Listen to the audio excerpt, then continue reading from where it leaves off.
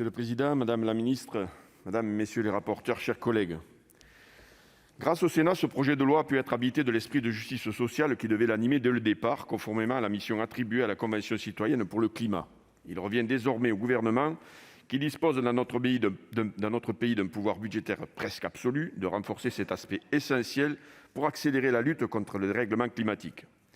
Sans ce paramètre, faute d'accompagnement social et d'adhésion de nos concitoyens, toute transition vers un modèle économique et sociétal écologiquement plus vertueux sera vouée à l'échec.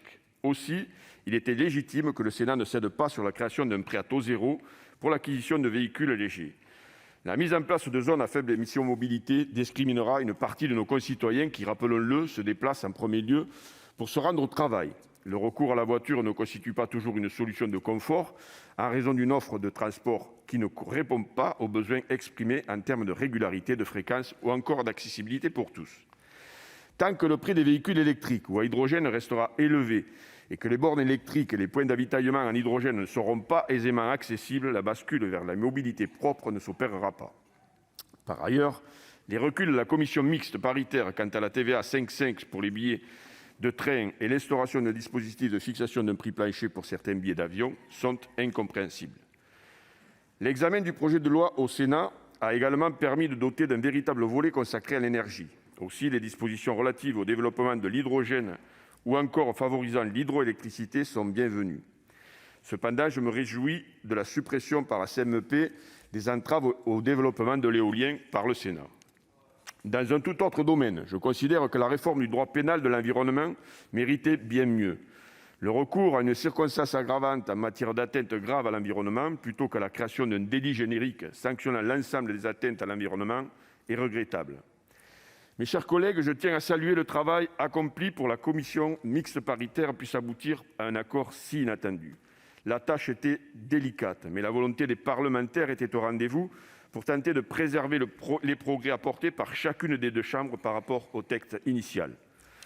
Malheureusement, le résultat final demeure quelque peu décevant au regard de l'objectif de réduction des émissions de gaz à effet de serre que nous sommes fixés pour 2030, relevé de 40 à 55 % par la Commission européenne qui a présenté la semaine dernière une série de mesures ambitieuses.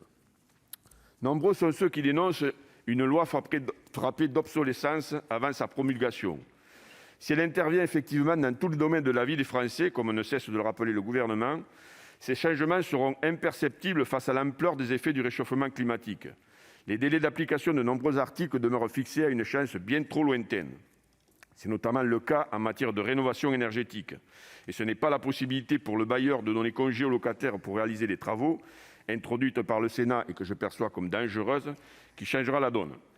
Ainsi, chaque année perdue signifie qu'à l'avenir, les efforts devront être multipliés dans un laps de temps plus serré, au risque d'alimenter les résistances sociales.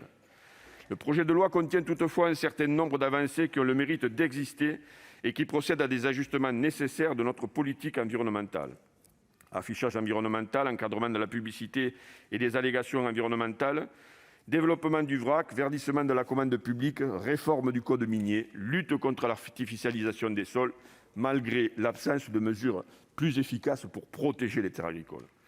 Pour toutes ces raisons, la majorité de mon groupe s'abstiendra. Je vous remercie. Merci, cher collègue. Dans la suite de la discussion, la parole est à Madame Vareias pour le groupe CRCE.